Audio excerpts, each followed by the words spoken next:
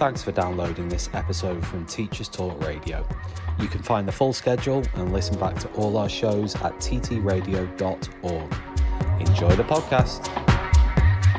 Good evening and welcome to this Education Tonight, and that is not Adam, it's Paul.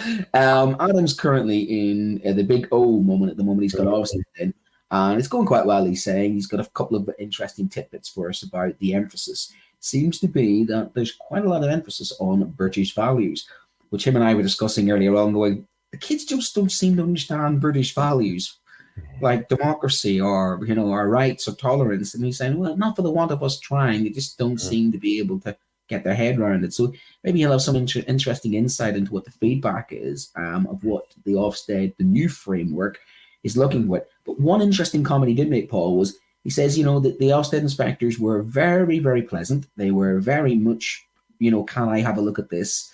So, but we both remarked and thought, well, actually, I've had experiences with Ofsted where the Ofsted inspectors were like that. Or so maybe, you know, is there a change of culture? I suppose we see over a period of time, the feedback coming from more than one inspection, you might get that feel that something has changed. But we'll let Adam discuss that next week. So thank you for tuning in tonight. And obviously, us two having the wee blarney could be a dangerous one, Paul, couldn't it? It could. We better get our best manners on this evening. Yes, we better indeed. So Halloween's coming up very soon. You know, it's a good time to have an inspection. Seems like no time since August and teachers were going back, but they're all smashed, they're all wrecked, and I hope they all have a great holiday next week. Yeah. I think some have already had this week as well. I think again back to this very strange two terms. So some now will be listening to this and already in having half term, and then obviously like people like myself have got tomorrow, and then I've got the week off. A week off. You've got children of your own. It's a week doing all sorts of fun activities, including, of course, the habitual pumpkin carvings, which I took my kids to a pumpkin field. We lifted 4 pumpkins, which seems to be the tradition now. And of course, it's my job to hollow them out. I haven't carved them, but I have hollowed them out, got my pumpkin seeds in the old air fryer, and I've already had my curried pumpkin soup, which was lovely to do with staff. Nice. Yeah. Put up milk in, I put a few spices in, and realized it was too much. So I calmed it down a little bit more coconut milk and blended it together into a nice little pulp. And now I've got a nice puree as well, ready to go as well. So tonight also... Weston Blumenthal, eh?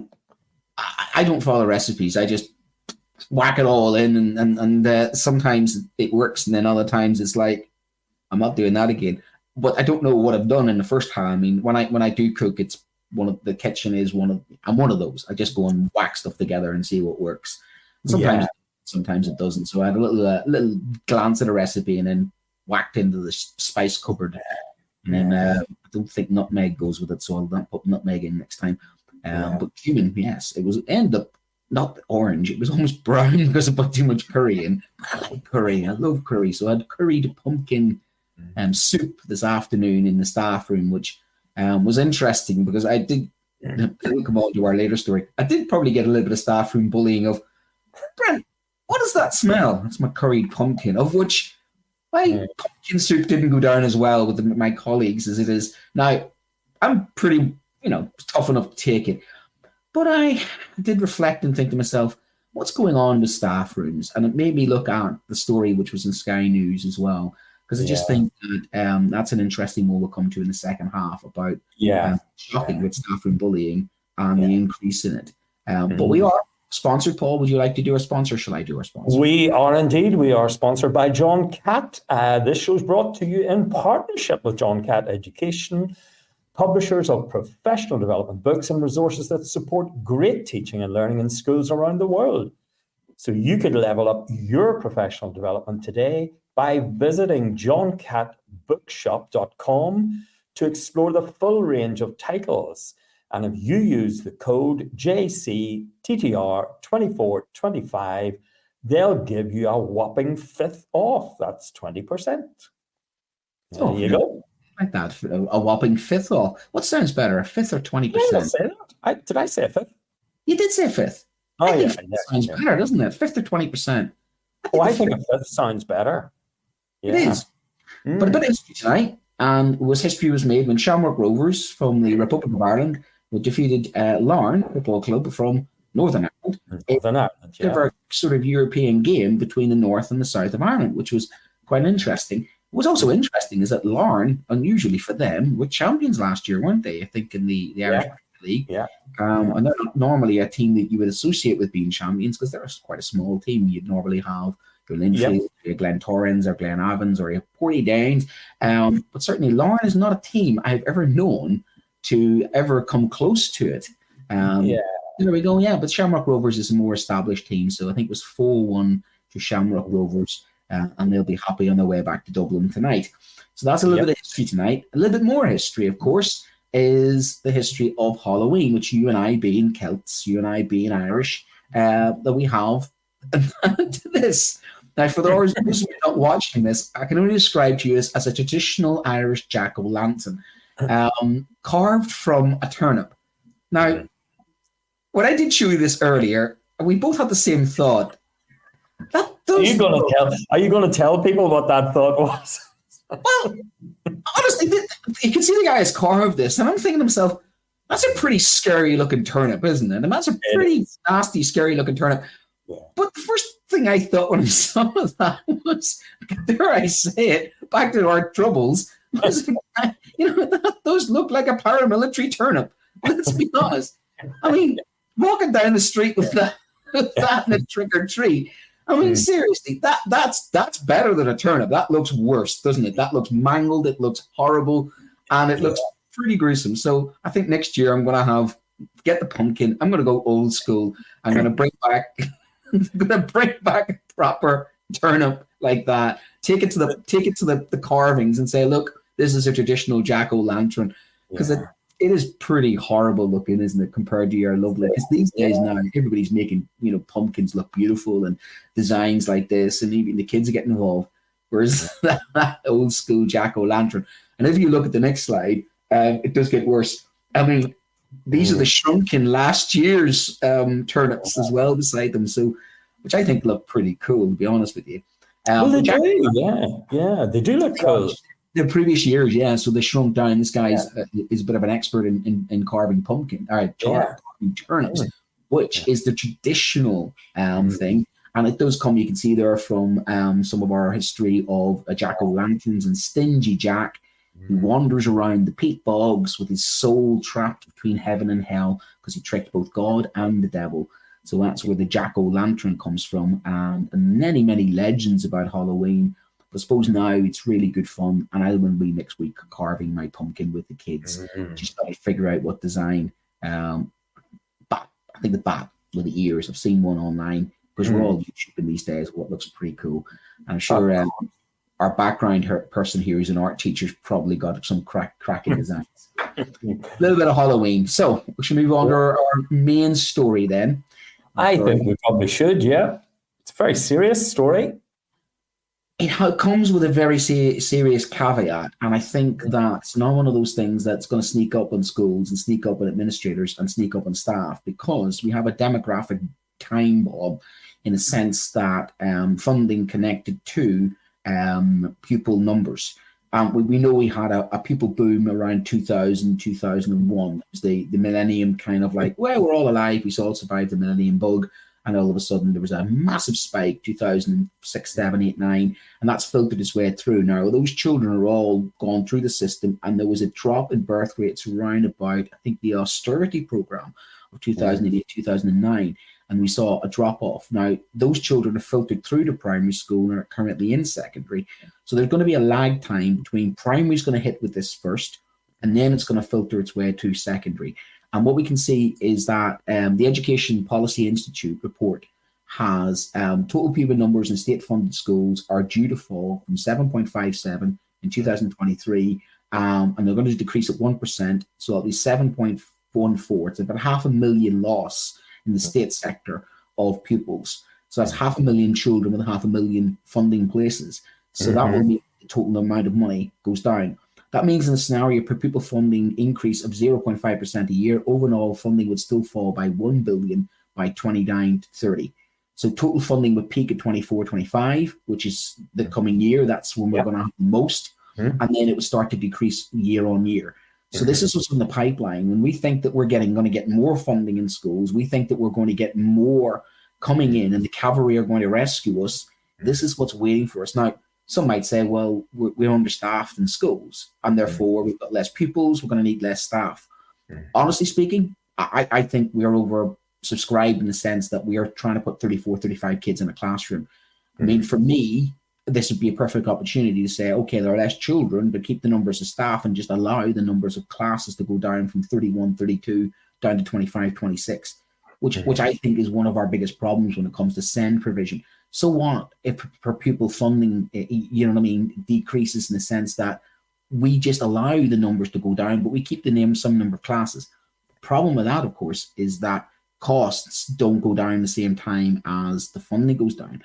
Because if you reduce, the class from 32 to 25, you're still paying a teacher, aren't you? Yeah, exactly. And that's the difference there.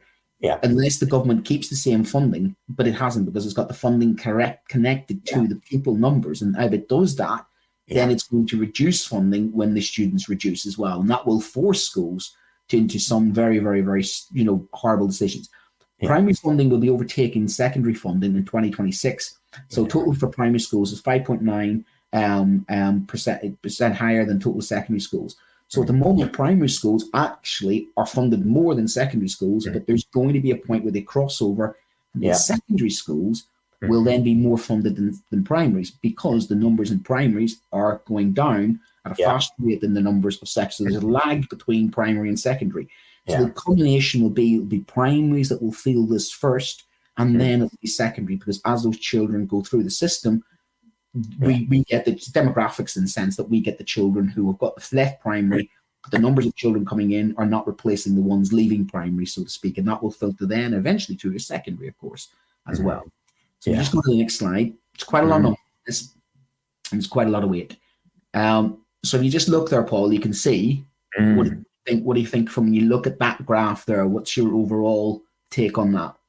Well, if you just look at the graph alone, the incline is steep.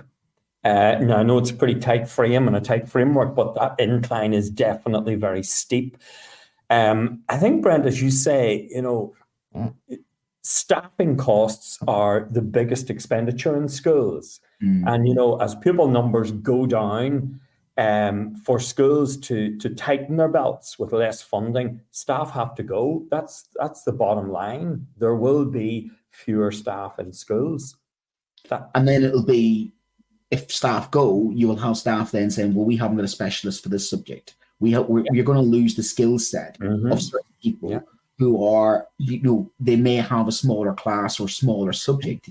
They may then be given the option of, well, we need you to do extra maths. We'll need you to do extra English. And that is one of the problems we've had in our school, because we don't have the numbers to have a specialist art teacher at the moment. We have a specialist music teacher, but you get the impression that should our specialist music teacher leave, I wonder, would that specialist music teacher be replaced, or would somebody be asked to become a specialist music teacher?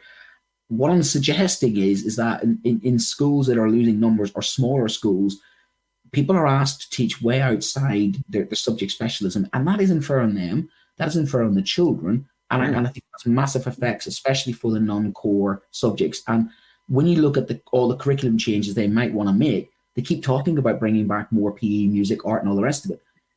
This will not help that, because they may have to hollow out, because the priority always is the core subjects, isn't it? And you're going to have to ask people to do more of the core subjects as these numbers fall, because your teachers that you'll sacrifice won't be your science teachers, because we need them. It will be those creative arts subjects that will probably be culled first. Yeah. Well, I think there are two interesting things you say there, Brent. Maths is the only subject I have never taught. And this is my 40th year. It's the only subject. In fact, I taught Spanish for a year. I don't have a word of Spanish, by the way, not a single word. And I taught Spanish for a year, quite successfully, I might add. But that is what teachers are required to do. And whatever appears in your timetable, because budgets are slashed, teachers are let go, there's maybe a part-timer in, they're in different days of the week, children are timetabled in a different day, and you have to step in and try to, be a body in front of that class to do something with them. The second thing I think you say is very, very important, and that is that the curriculum suffers, and it suffers on individual school level, at local levels, your town, my town. It shrinks, and it, as you say, it kind of shrinks in those areas that are important, but kind of not vital to certain people. So you're right. Maths is unlikely to shrink. English is unlikely. Science is unlikely to shrink. But the arts, the music, the PE, and so on will definitely shrink. And I think that translates through to national level. Now, in Northern Ireland, our curriculum talks about, children being contributors to society and the economy. And I think, when you shortchange children like that, because it does come down to children. I mean, they're the reason we turn in for work. They're the reason we have a curriculum and we have schools. But when you shortchange them like that, you're doing them a dreadful disservice. And I always think, how does this cohort ever recover from that? If this cohort is damaged by a shrunken, lesser curriculum and fewer teachers, and all, the concomitant impact of that, discipline changes, experienced teachers go, those corridors seem to get much more difficult, and so on. But you also have the loss of collegiate and cooperation, because as numbers will decline, you have a very aggressive schooling system which is now in competition with each other. Now, what I mean by that is that schools used to cooperate. Schools used to be like, these are where the kids come from. These are our school. This is our school catchment area. And you had a traditional setup where the partner primary schools would work with your school. Now you have almost got businesses that are trying to get customers, and the customers happen to be students. Because if you get pupils, you're then going to have to aggressively sort of advertise. And when you see schools advertised on the back of a bus, you have to worry, why is the school being advertised on the back of a bus? Why are they now pulling out all the stops to have open evenings? And here's a pamphlet, here's a bag, here's this, here's that. Now, it's great for schools that have funding. It's great for schools in nice postcodes. It's great for schools that have a new build, for instance, to attract it. But some schools are going to lose out. And the irony is those schools may be in communities which are in declining communities, which don't have cultural capital, which are disadvantaged. And people are leaving those communities. And that's what some of these statistics are going to show, is that parts of London that are actually poorest are losing their primary schools. And those primary schools, they aren't just schools. They are rescuing factors in a community that probably needs. And they talk about knife crime and they talk about all these social problems and crime itself. Those schools are probably the beacon of hope that there is in those communities. And if numbers decline in those areas because population is shifting and people move out of those areas, then those schools will be no longer viable and you won't have those schools to rescue it. And yet the opposite is what needs to happen. You probably need to put more money into those communities, not have a crude formula that says you've got less kids, therefore we're going to give you less money. There needs to be that balance where schools is connected to housing policy, which is connected to social policy, NHS policy, which is connected to levelling up money. In other words, you don't just have schools in isolation. Schools are connected to communities, and the healthier the community, I think the healthier the school. And if the school is in a community that's unhealthy, you can maybe make that community more healthier by helping the school, and vice versa. I think there's a symbiotic relationship between schools and communities to such an extent that if you get it wrong, the school can then be part of the factor going downwards. But even if you get it right, the school can be the rescuing factor and can improve social mobility, can improve outcomes of health, welfare, well-being. You can be the magic bullet. So this formula is applied in some areas. You're going to get areas that are going to win under leafy suburbs. And I'll show you our maps in a minute. If you go to the next couple of slides, I'll just run through these quickly to show you what I mean when it comes to some demographics. That one shows you the total funding for mainstream schools of primary and secondary. You can see it peaks in 24, 25 at 42, nearly 43 billion, and then down below the 41.5 billion. That's directly connected to the number of pupils per pupil funding. It will decline. And you see that after 2024-25, that's after next year, we're on a downward sort of trend towards less money going into schools. And what I don't think people realize is majority of us in education is I think people are thinking we're going to get more money, like an NHS kind of scenario. That's not going to be the case. This is a canary in the coal mine moment of, administrators and schools. They're going to have to plan. They have to plan a year or two in advance. And if you're some school administrator, you're looking at your future budget. Your intake is going to be deciding how many teachers you can take on, whether you buy a new minibus, whether you can extend the school. You can't plan for the future if you know that economic. It's the same when it comes to any sort of economy. If you know there's instability, you know that you're not going to have less money in the future, then you won't invest. You won't take on new members of staff. You will just make do and mend. And what we know in education at the moment is make do and mend has been the last 14 years. So I think this is something that's going to hit. And I don't believe at the moment that anybody has really thought this through. I've heard nothing about it, so to speak. And well, I was going to ask you that, and I mean, I think you're right. I mean, people need to think about this in Whitehall. That's where the money comes from. That's where the purse is. I mean, town planners plan a town. They think about traffic, where it's going, about flow and this, that, and the other. They do their best with it. Are, Whitehall boards, are they thinking about this? And are they thinking about it purely in terms of pound, shilling and pence? Or are they thinking about the human cost? Local authorities would have done that. Local authorities would have been connected to their communities, but local authorities have been hollowed out, defunded, and have less to do with education. We're seeing that with the SEND crisis, aren't we? We're seeing how local authorities are in full retreat. Now, before, local authorities, again, would have helped, they would have been involved in this, but they don't have the capacity any longer. So it's kind of an education now, every trust or school for itself scenario. And in that kind of competitive, and maybe that's what they wanted, because in the free market, this is what happens in a free market. It's dog eat dog and survival of the fittest, and competition is healthy and the market will sort out. And if the school is bad, it gets taken over by a multi-academy trust who's more better at doing their job, and they make it work. I mean, this is the model they've put into education, but the simple fact of the matter is the economic model then is saying you have less customers in the future. So when you have less customers in the future, you're going to have to do one of two things. You're going to have to compete for those customers, which means more money on PR and all that stuff. And equally, then you're going to have to cut your cloth accordingly. You're going to have to make cutbacks. My point is, cutbacks are not what we need to hear in education. Regardless of people numbers falling or whatever they're doing, we need increased funding. And I think, again, I don't know if the government is going to go and say, well, that's the people numbers, that's the people per funding numbers. I'm really sorry, but that less people equals less funding.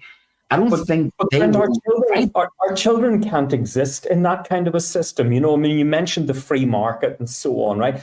And that's a good business model on the high street, maybe. You can sell pairs of jeans and shirts and ties and so on and so forth. You pile them high, you sell them cheap and so on. You can't do that with children.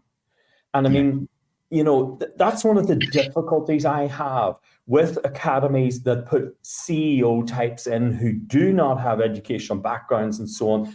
They do not understand really what happens. They see children as a product.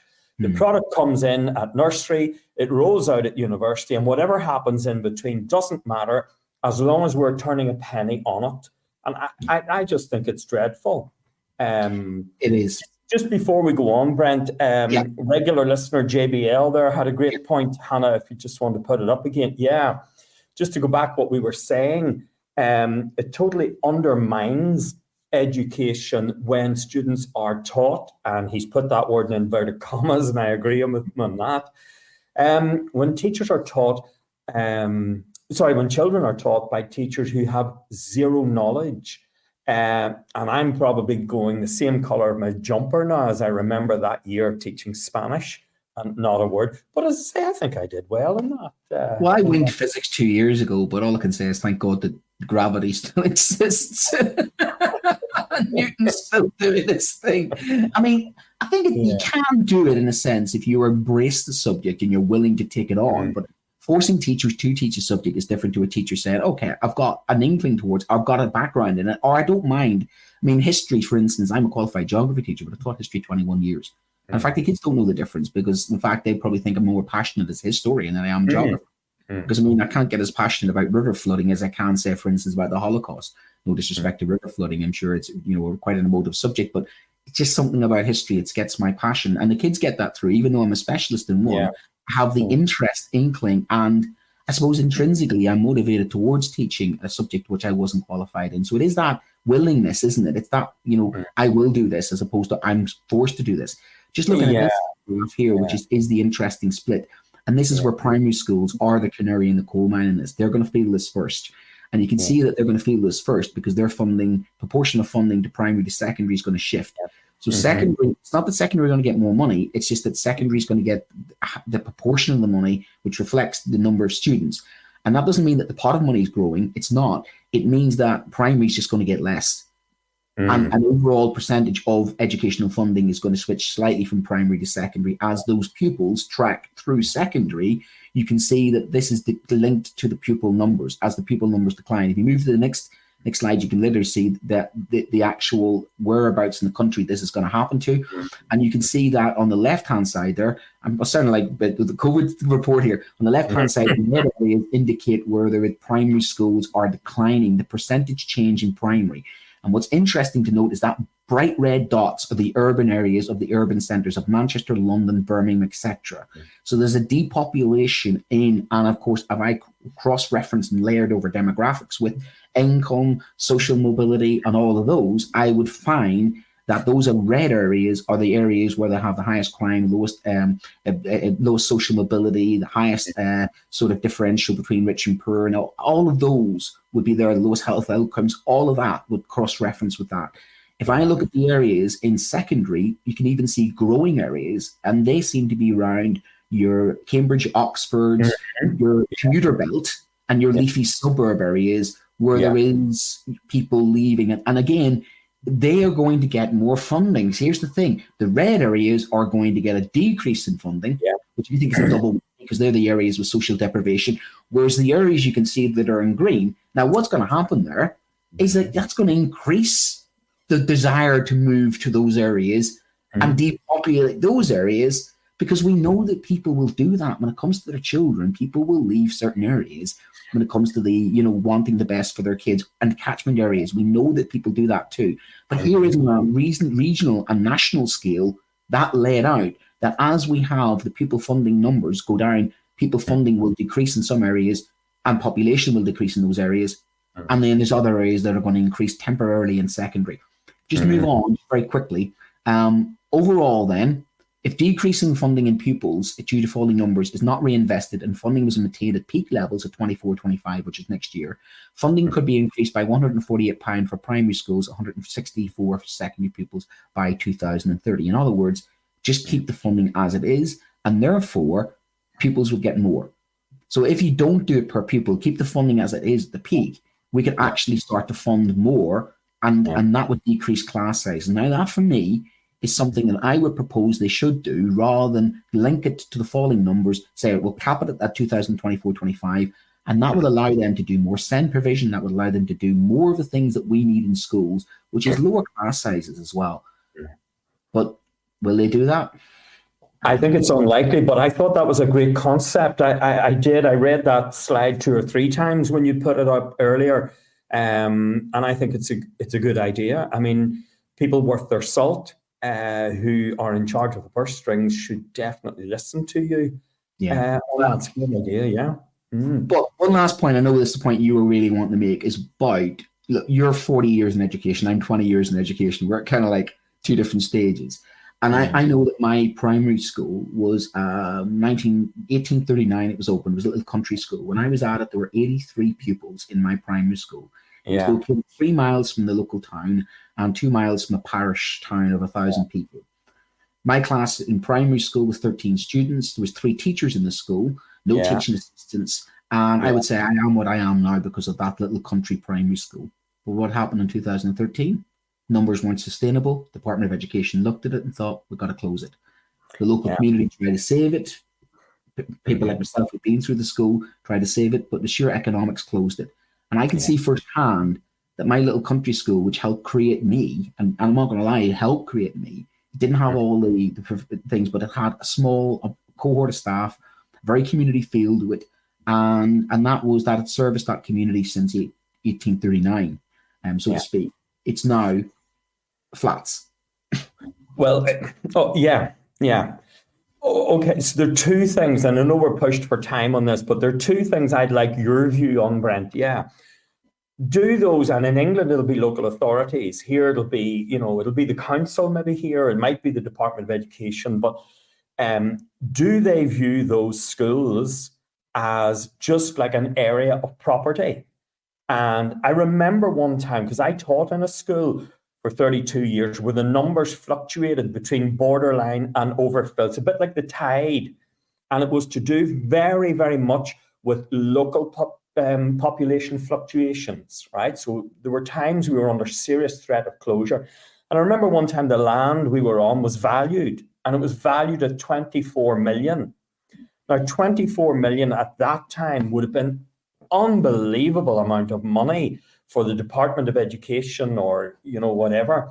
And I remember there were tentative plans drawn up for how many houses, how many social houses they could put on that they could then sell for or get rent for. And just the sheer numbers made utter sense to do that. Now, as it turns out, it didn't happen. But you're right.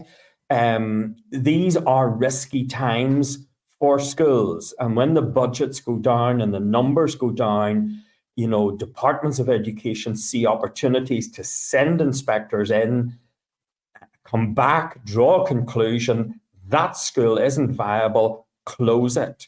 Are you saying that part of council may see some playing fields that are hardly used and say to themselves, that's in prime good development land, we could hide and sell that off and make a couple of quid in our budgets? Yep. Yeah. But some multi-academy trust acquire land from a school, shut one school, switch the students to another site and sell off the land for a couple of £1 million profit. Have I seen them do that? Yes, I have. I have seen the multi-academy trust do exactly that in a community that needed its school. It was closed and the pupils were shifted to a school a mile away under the grounds of, and that land's been redeveloped and the money, well, I'd ask the question, where has it gone? It's not gone into the redevelopment of the community. It's gone into whatever the multi-academy trust was spending that. So yes, could somebody, venture capitalists, some PFI scheme or somebody come along and say, that school there, if we close that school, it's sitting on what? Especially in places like London, we're talking about those red areas, and some of those red areas are in areas that could be prime for redevelopment, couldn't they? Absolutely. Or sold off. And you think some of the parts of London where you could sell the land the school sits on. Yeah.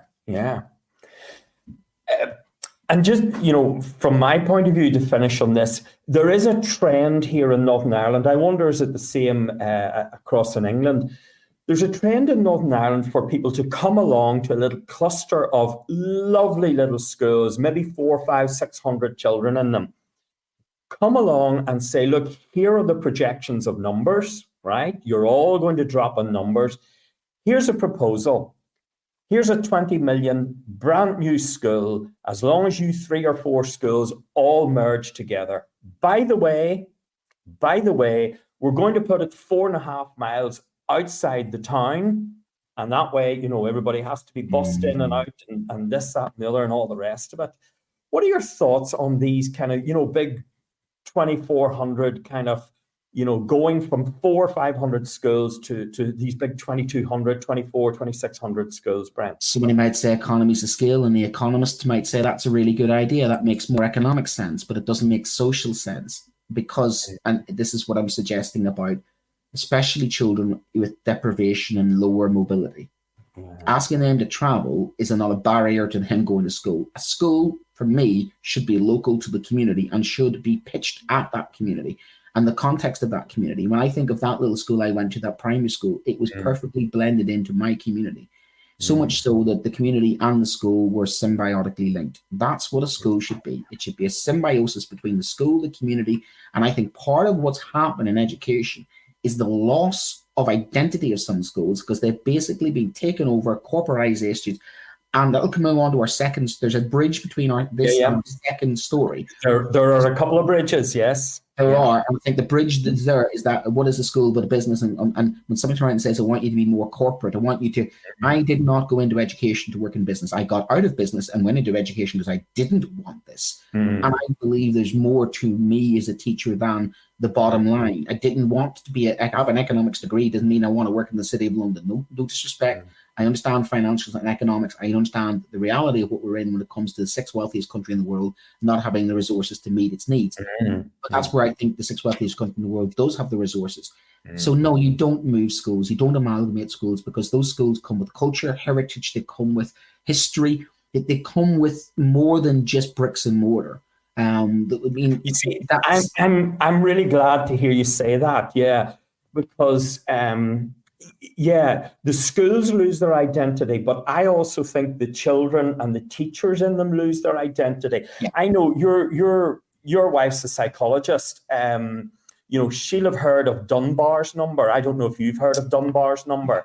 So basically, he worked out that people operate best in a kind of a circle of about 150 people. So we've maybe got 15 very close friends. We've kind of got 50 kind of friends with maybe 150 meaningful people. But once you move out beyond that, all of that kind of impersonal sort of thing comes in. You don't know children's names. You don't know their families, their hobbies. You don't know the kind of learners that they are. Suddenly a class in front of you is a class. It's not 30 children and minds. And you kind of teach to a class, you lose that kind of personal, that individual thing, which is as much as a grade, if not 2 grades at GCSE, I think. At my primary school teacher taught my mother. Yeah. And she'd been teaching for 40 odd years. Like yourself, Paul, 40 years, 20 years, 60 years between us.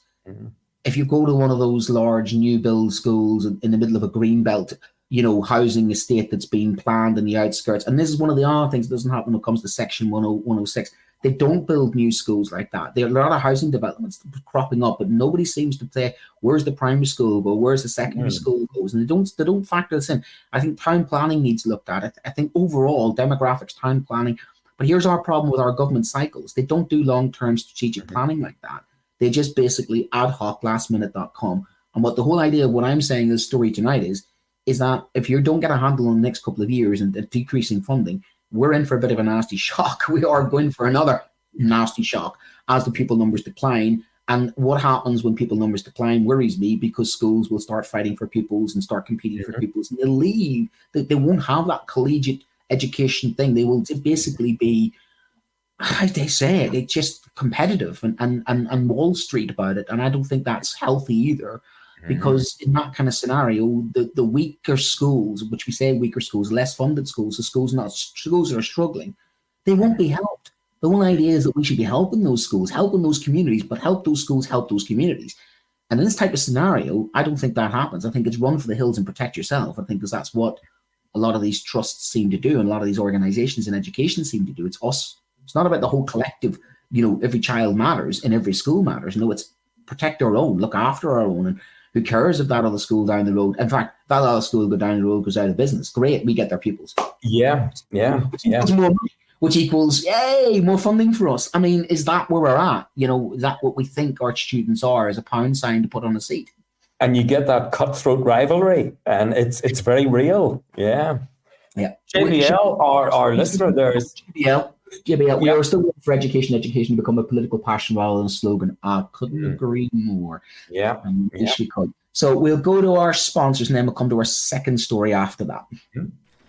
This show is brought to you in partnership with John Catt Educational, publishers of professional development books and resources that support great teaching and learning in schools around the world. John Catt have an exceptional collection of book titles that cover a range of educational topics, ideas and research. The books are aimed at forward-thinking schools and support best practice teaching for both primary and secondary education.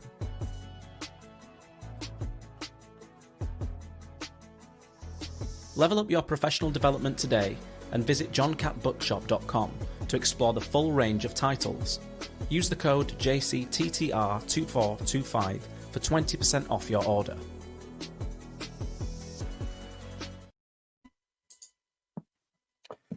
Welcome back. Welcome. So, you twice as long in education than me. I'm 20 odd years, 60 years between us. This one breaks my heart. this one doesn't surprise me, and I hate to say it doesn't surprise me, because let's be honest, in my own career, there are times when I have witnessed and had stood up. Now, one of the reasons one of the reasons I became a union rep is because I want to stop this type of thing from happening. One of the reasons why I will never be head teacher is probably because of what I just said. I'd rather hold the ground, pull the line, and stand up for what I believe in is fairness, equality, justice, and all the rest of it. And that runs through my DNA. So reading this is really difficult, because this, as an educationist and somebody who looks after my colleagues and thinks a lot of my profession, this breaks my heart in two ways. Number one, that staff are experiencing this, and number two, that other staff are doing this to staff themselves. And that's what I don't understand, Brent. You teach geography, you teach history, you've taught a few other things around it, okay? I teach English, I teach French, I teach, careers guidance, taught a few other things all around it. But fundamentally, what we do is we teach children. And we work with people, we're interested in people, and we want to bring them from point A to point B, which is an improved position in all aspects and dimensions of being. I can't understand. But Brent, I'm going to cut to the chase here very quickly. Yes, bullying can happen in every and any school, but this article points out that the lion's share of this bullying is happening in academies, those big, impersonal places, largely run and managed by massively remunerated individuals who are not and never were teachers. They might have gone to school, probably went to private school, and do not understand the day-to-day realities of going into a classroom, working hard, up against all sorts of odds, and then to have that kind of framework. And there does seem to be an almost like a framework. I'm not saying it's organized, and I'm not saying it's anything like that. It happens more spontaneously, maybe to individuals, but it's certainly happening very regularly. To have that kind of poured upon you is, it's frightful. And when you look at how we're getting bullied by the kids, we're getting more pushback from kids. We're getting more pushback from parents, more pushback from government. You think we're in the trenches. The last thing we need is just shooting each other in the trenches. Yeah. Seriously, we've got enough to deal with when we're going on against the machine guns and the artillery and the generals who are sending us into battle. The last thing we need is fighting among ourselves as we are in the trenches. My understanding is, I'm in the trenches with my colleagues. I use the trenches as an analogy, historical analogy. Where that's how I see education sometimes. We're in survival mode. Yeah. You need people. You need to look after each other. If anything, you need to have a person's back when you're in those trenches. And that, I cannot for the life of me think, it's unforgivable. I'm going to call it out because it's unforgivable to have staff bullying each other. It is unforgivable. It needs called out, because the other implication is this. If staff are bullying each other, well, then what the hell are they doing to the kids? Exactly. Serious. And what are they doing? And equally, if it's coming down in some sort of pecking order because somebody's passing this horrible down to you, then you pass it down, and you pass it all the way down. What are you doing? Passing it down to the children. Yeah. There is something in this that's happening to some of our schools, toxicity that's happening to some of our schools. So simply, I'm going to say, and I don't anybody listening who's involved in this, stop it. Yeah. Don't do it. Yeah. You're better than that. You cannot stand in front of children and say, stand up to bullying, and then you close the door and the kids walk out the door, and then you go into your staff room and start doing that to one of your own. I mean, come on. It's, in this day and age, what really concerns me the most about this story, and this is the thing that is the non-disclosure agreements, is the clandestine way that people are. It's that kind of, here you go. We've done wrong here. Here's a few quid. Go off somewhere else. We'll write you a nice reference. Say nothing. Move on. Yeah. But it's basically hush money. And it's hush money with a piece of paper that says you're not allowed to talk about this. And basically what that does is, when we dealt with, if a child came to us and said, look, sir, I'm being bullied, one of the first things we always said to him, but you are the person with the power. You have come, you have told us, you've stripped the bully of their power. We will now speak to the bully. We will confront the bully with their behavior, and so on and so forth. you get paid off and when you sign a non-disclosure agreement, that can't come out. You're giving away your power as a victim as well. The bullies thrive under that. All they have to do is give you 10 grand, get you to sign a piece of paper, and they move on to the next victim, and then they move on to the next victim, and that culture and that person never gets held account, because I'm a firm believer in justice. I'm also a firm believer in learning from it. Somebody is behaving a certain way. You want to fix that. You want to point that out. You want to say, look, you behaved this way. You know, they might be mortified. There might be a person who goes around and says, oh, I'm sorry, I didn't realize that you felt that way. Because we are in a business of communication. And sometimes in teaching, communication is misconstrued. There is generational issues sometimes in teaching, because you can have somebody in teaching who's like myself, you know, who's halfway through teaching. Paul, you're getting near the end of your teaching career, and you've got somebody coming in. So you've got nearly a 40-year span. That's 2 generations. And it does happen that what one person perceives to be, and I've had that, you know, somebody says, pull me to one side and say, did you just mansplain that? And I went, no, I'm just Irish. I'm sorry about that.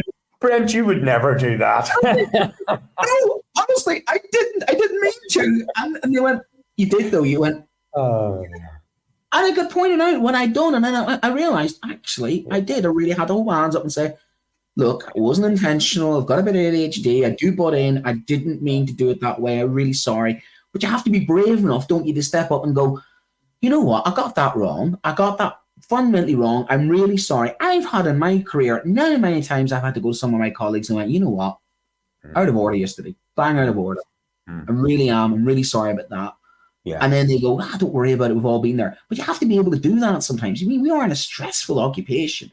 You have to be able to make mistakes and somebody go, right, you made a mistake, but that's not endemic bullying. That's not what you're purposely going around making somebody's life hell. So there is a difference, I think, between, you know, sometimes the friction you get in the staff room, sometimes a bit of falling out, sometimes a little bit of workplace scenarios that happen in every workplace versus systemic targeting and bullying, which encourages people to then have to sign non-disclosure. So we have to separate the normal chitter-chatter, the normal, workplace with this. And this is something different, isn't it, really? This is beyond, this is what's reported to Sky. This is something different, but very, very real.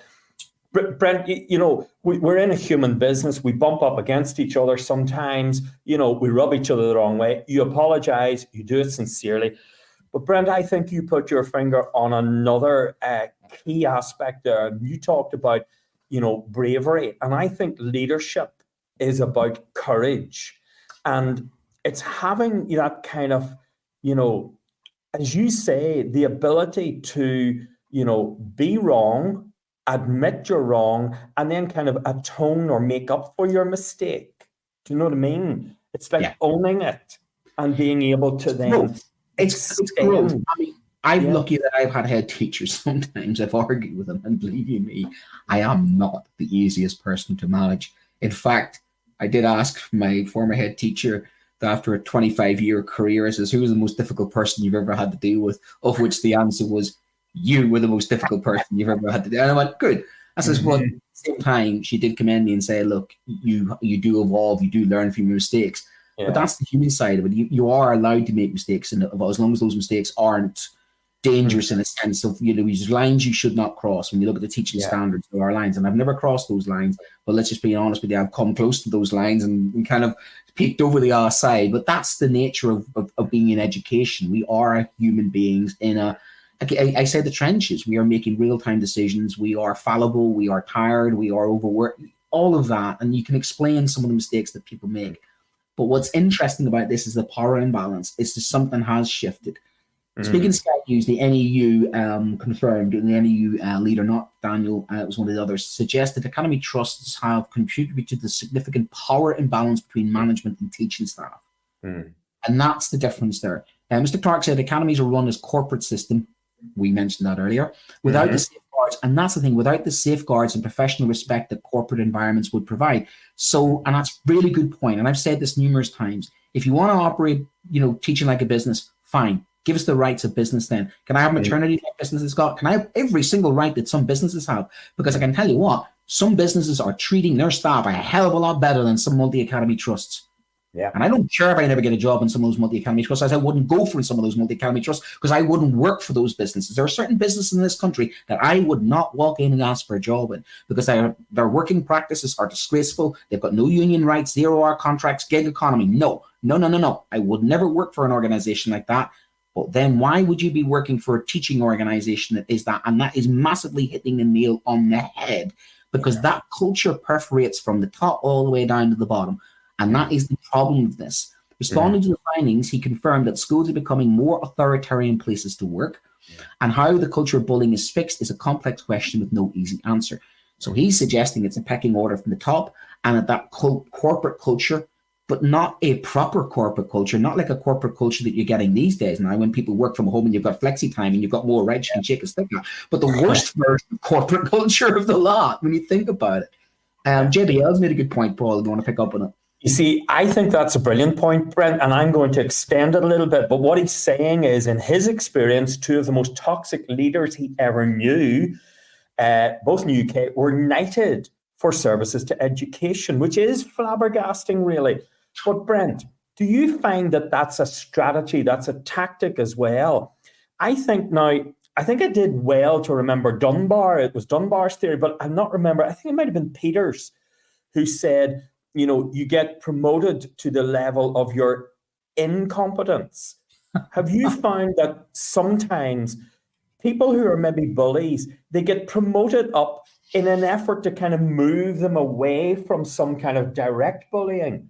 But all you're doing really is enhancing the position from which they can extend that bullying. Do you know what I mean?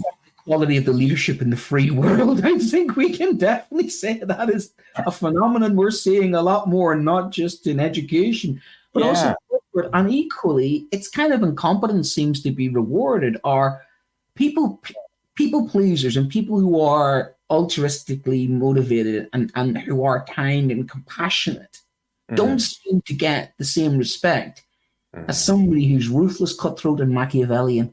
Let's be honest about it. And in education, I'm sorry, you shouldn't have Machiavellian people running education because it's about not you. It's not about you. It's about the kids you're teaching. It's about your community. It's about learning. You don't do that things being Voldemort and Slytherin House. And that's just what's happening here in education. It's just turning into a dog-eat-dog kind of Wolf of Wall Street. You know what I mean? Careerists, people who manipulate, who themselves aren't great practitioners, end up, delivering speeches and delivering sort of snake oil kind of, consultancies. And education is full of this. It's full of money wasted on people who couldn't cut it in the classroom, who basically probably were as toxic and have shifted somewhere else in education. So I'll give them a favor. Get out of education and go off to the Wolf of Wall Street, make your money somewhere else. Because honestly speaking, you're not contributing towards education whatsoever, because these type of people are ruining lives. They're ruining lives. The evidence is there. They're ruining teachers' lives and destroying people. And what's really shocking about this, and I'm glad this story's come out, because it shouldn't be happening in education, because I think this is the catalyst, Brent. I think this is the tap being turned on. Good on Sky News for doing that. I think a lot more is going to come out in the days, weeks, and months to come. Brent, but I think it's connected. Just a bit point. I think it is connected to toxicity in schools that parents are pushing. And what I worry about is, and I've seen this a lot online, is that I'm getting a lot of heat from some parents who are going, the way schools are, you're part of. And I think we're the meat between the sandwich. Some of us are now cognitively forced to follow these horrible, draconian, authoritarian rules at school. I'm a strict teacher. I am no pushover, but I have my limits at the level of authoritarianism or lack of control that I'm forced to do. And if I don't comply, and the kids don't comply, then we have the scenario where what are they going to do to me? Because here's the question I'd ask: is what is somebody going to do to me to try and change me? Because good luck to them. What will they come down with? They'll put me on capability. They'll force me to. This is the type of stuff that happens. If you don't fit the mold, I would suspect to you, there's a lot of people who are listening to this who have been shoved out because they spoke up. And that's the thing at the very start of this that really worries me. They're shoved out, disposed of, because they had the courage to speak up. and speak up. Mm-hmm. Yeah. And I think you're absolutely right. And, you know, there's something in my mind that says the ability to bully somebody in a school setting is a lot easier somehow than, say, you know, if you're working in, you know, Tesco's or something, or somebody like that. Do you know what I mean? There's something about the way schools are set up, and you've got your, you know, your 50 or 80 professional teachers who all go out and do their damnedest, you know, 10 periods a day. It's very easy to put a lot of emotional and psychological pressure on those people. Yeah. And that's subtle bullying. And that's very easy for some very inadequate, capable, but inadequate personally managers to do. Yeah. But Brent, what worries me a lot is, and we'll not use, you know, on our show here, we'll not use some of the words that these victims spoke, but there's blatant racism. You know, if you go into that article and you read it, and there's a video with it and you play it, and if you go beyond, you read other stuff, you know, it's shocking, some of the things. There's blatant sexism. I mean, that was violent, disgusting. It was violent, disgusting, some of the things that were said to the people who came forward and spoke to Sky News there. I mean, that's tantamount to, you know, old-fashioned kind of, you know, bullying like that existed. Exactly, the name calling, the excluding people, the calling out. I mean, don't get me wrong. I mean, I sometimes have people have a go. I mean, I had a parent recently. I like this one, Paul. I had a parent recently turn around, and when they were looking for an excuse of why their child wasn't doing well, we're like, well, they can't understand Mr. Poland's accent, of which that went around the staff room in a murmur of for heard of. And I thought, well, you know, what would they like? And I took that in the chin. But, you know, I've had that said before. I've had people come out with some casual sort of anti-Irish Hibernophobia and sort of nonsense. I call it out. Call it out. It needs called out. And I have stuck up for people of different things, you know, because you've got you have it together. You've got good values, you've got good attitudes, you've got experience behind you. Do you know what I mean? You're confident, you have high self-worth, self-esteem. Brent, some of these girls who were called racist names, who've had all this sexual abuse thrown at them and so on, they're nowhere near as confident. They haven't got it together in the way that, you know, most or other teachers have. It's going to land in a very, very much more hurtful place. And the thing about this kind of bullying is it's emotional, it's psychological. These people go home, they stress at night, they worry, they're not getting sleep.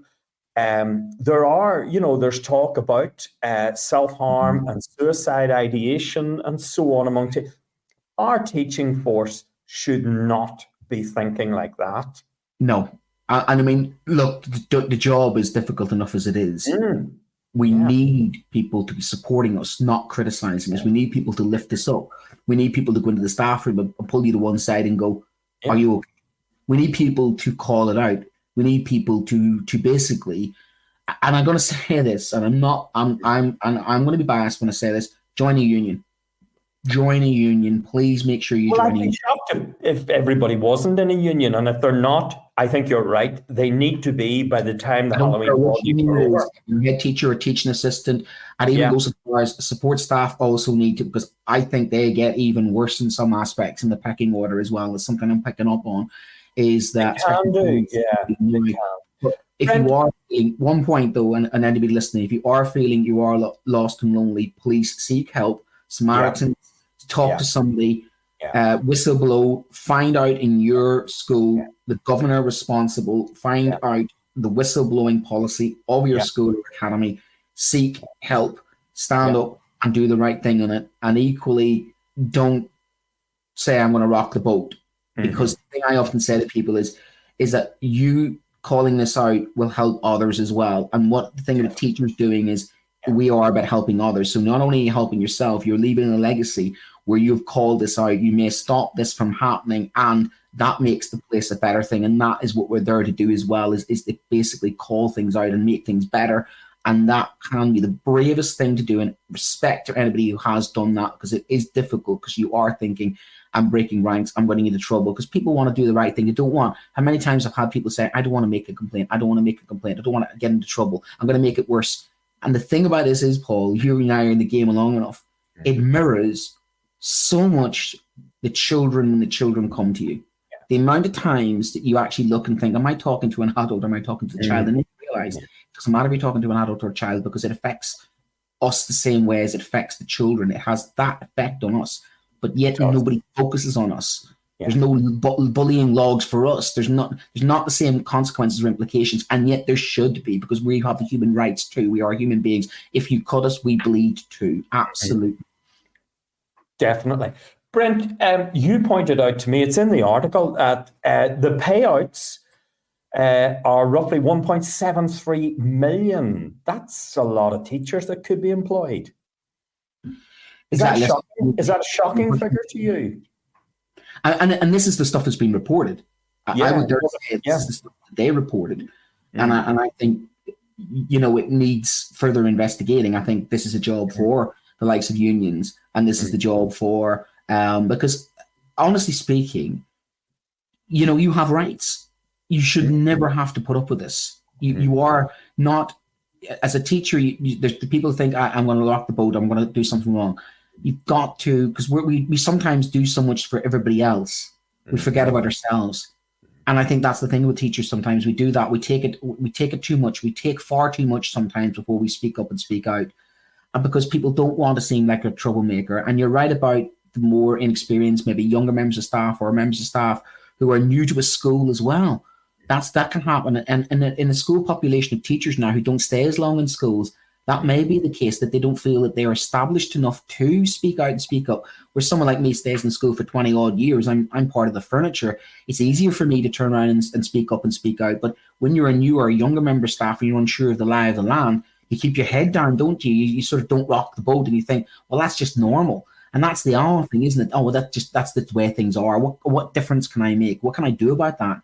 Well, actually, I'm glad this is out, because it stops this kind of culture being normalized, and it stops it being hidden. I think that's the great thing about this. Yeah.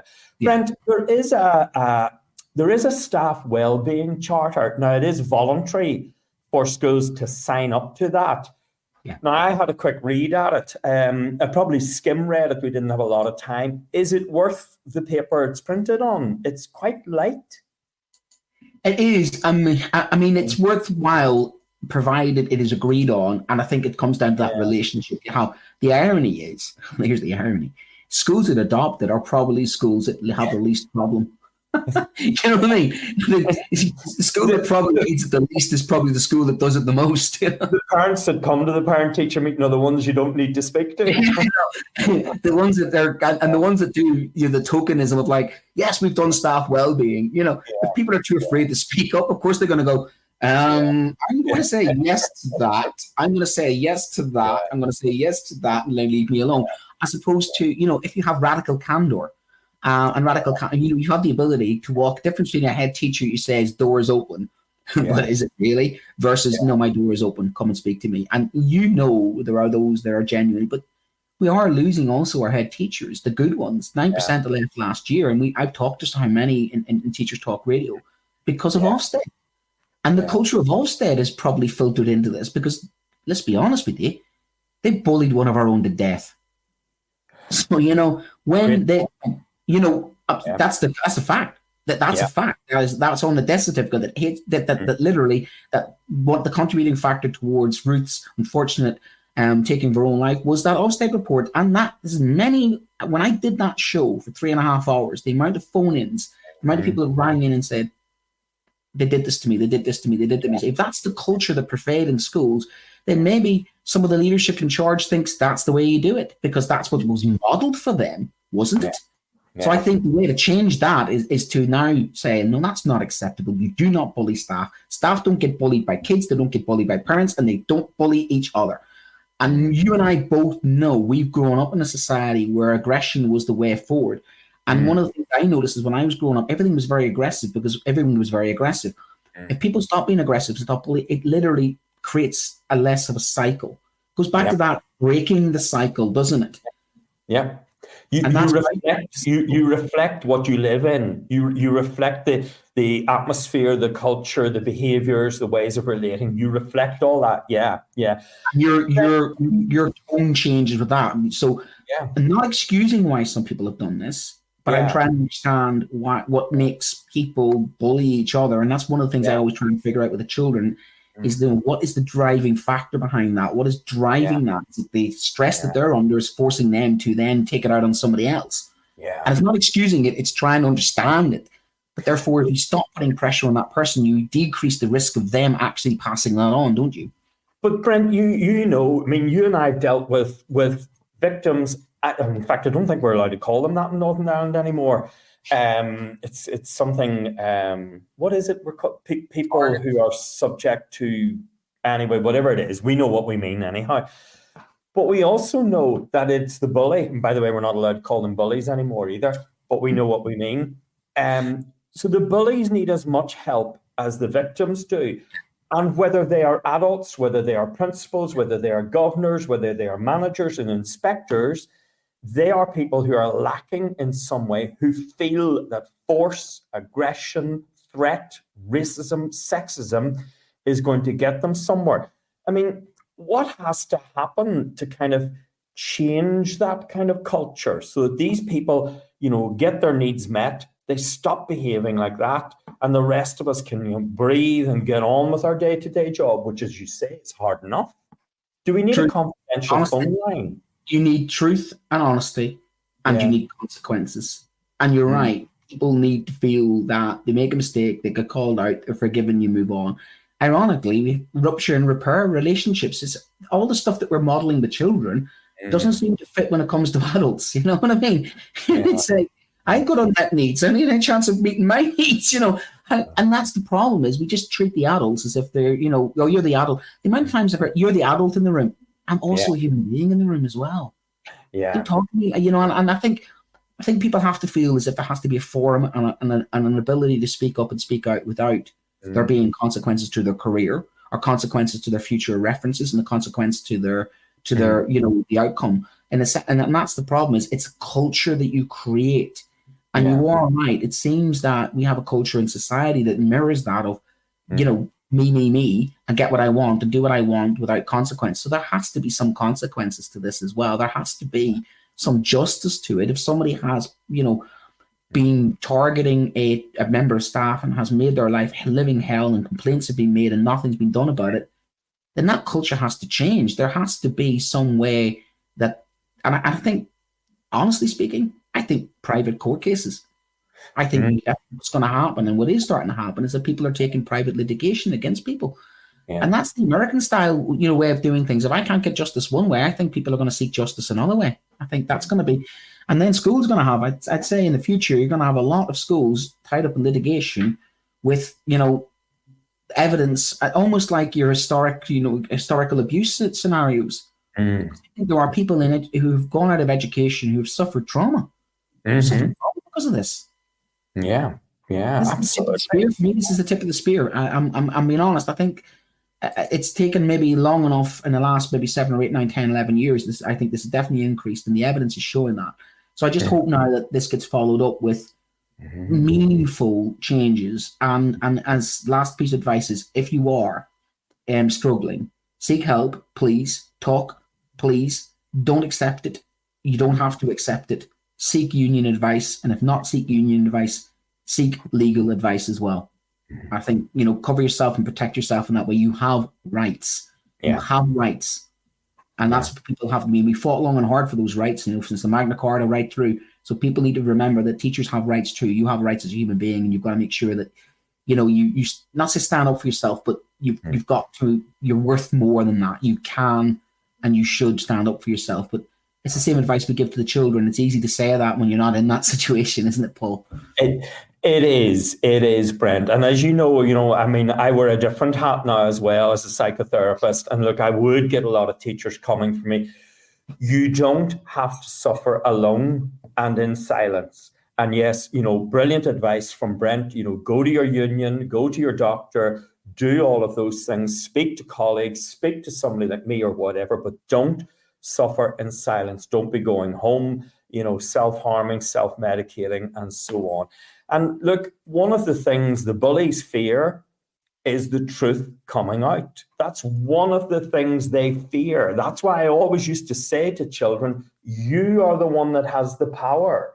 You might find it difficult to use it, but once you tell me you are the victim and you're being bullied, I take that from you and I can act on your behalf and I can face up to those bullies and their behaviors. And once it's out in the open, they lose a lot of their power. Yeah. They get exposed for who they are, really, sometimes, and that is insecure people themselves who seem to believe, and I do separate those that have learned behaviors. It's the Dweck thing. The sad thing is we're not talking about the children here. The sad thing is we're talking about the children, we're teaching the children, and that, of all the things, is the thing that sort of does concern me, because it should be role modeling. We need to always, as teachers, model the behavior we want to see in our children. And this, quite frankly, does so much damage to our reputation as a profession if we're doing this to each other, because we can't hold our heads up high as a profession and say we have the highest integrity, and how we speak to each other should also reflect how we speak to the children and to the parents. And I think that goes back to maybe training. I think, I think we need to look at how we're training teachers coming into the profession, talking about our standards, our conduct. And I think ahead of that, Brent, we need to look at who we are taking into teaching. I think so. Then training those people that are getting into the teacher training colleges. Yeah, absolutely. And I think all the CPD and those insets that we do, I think schools need to maybe have, some of those insets and some of those in-service trainings on individuals like that who can talk about this is a workplace. So talk meaningful about what kind of workplace they want to create and make that a priority, just like they would in private business. I mean, it's important how your staff operate and how your staff work. We are a collegiate, occupation, and you do need to work with other people. And yes, you're not always going to get along with everybody, but you find ways, don't you? It's those ways that you communicate with each other without resorting to kind of might is right, or I'm getting what I want because I shout the loudest. Says a guy who's probably got the loudest voice in the staff room. But hey, I was thinking that. Well, I'm honest about it. At least I'm honest about it. But I use my voice for what I hope is the right way and the way it should be used. Next week we have Adam back in the saddle, and he'll be talking on his reflections of what he's found out from Ofsted. I've already had a little bit of a snippet of that, and good luck to him, and good luck to anybody else who's got the dreaded O this week, and anybody who this week, of course, is having a half term. I hope you've enjoyed your week, and those of us who are going next week, I hope you enjoy next week. Indeed. And before we go, if you enjoyed this show with us, you should maybe get some help. But aside from that, there are 3 shows on TTR tomorrow. 1 o'clock, Morgan Whitfield and Todd Brennan. At 6 p.m, you have Claire Cannon. And after that, you've got the wonderful David Brown. And then more shows at the weekend as well. And should you want to come and join the Hive Mind, which is Teachers Talk Radio, we're always looking for new recruits. Don't worry, we don't bully each other on Teacher Talk Radio. We do look after each other. We are a good team. We actually are a good team. And we are a very diverse team of individuals, even though we've got 2 people from the same part of Ireland on tonight. It's like I could just script that. But we are a diverse team of individuals with lots of experience and across. And so you can join us and host with us as well in many different formats that we do. And equally, we have such a great catalogue of experienced individuals that you can learn from. So it's always good to do some Teachers Talk Radio. So that's another option for you as well. And our sponsor, we are sponsored by... We are indeed sponsored by John Catt Books. And John Catt Books give us great value if you put in that code JCTTR2425. You get a 5th off, and that sounds better than the 20%. I think that becomes our catchphrase, don't you? Yeah, 20%, better than 20%. Discuss philosophically speaking, which sounds better. But yeah, John Catt. You can see why the only subject I didn't teach is maths. well, you even you pronounce it the same way I do. I get told off for that. We call it maths. What's the subject you haven't taught? Maths. is maths. You don't. It is maths. Mads. And what am I saying? Mads. I shouldn't say this back because I say it wrong as well. It's like the blind leading the blind. Oh my God. I mean, fair play. Full of this What one. are you saying? Right, say you watched the film last night. Did you watch a film last night? Oh, my brother lives in Plymouth and he's always getting me to say the word film. Yeah, film. Yeah. I know, because we can't say it right. You think that's bad? I did fair trade the other day. And one of the kids is like, fair trade, that's where you give a fair price for things. No, or is that the old one where you have little skins on animals? No, that's fair trade.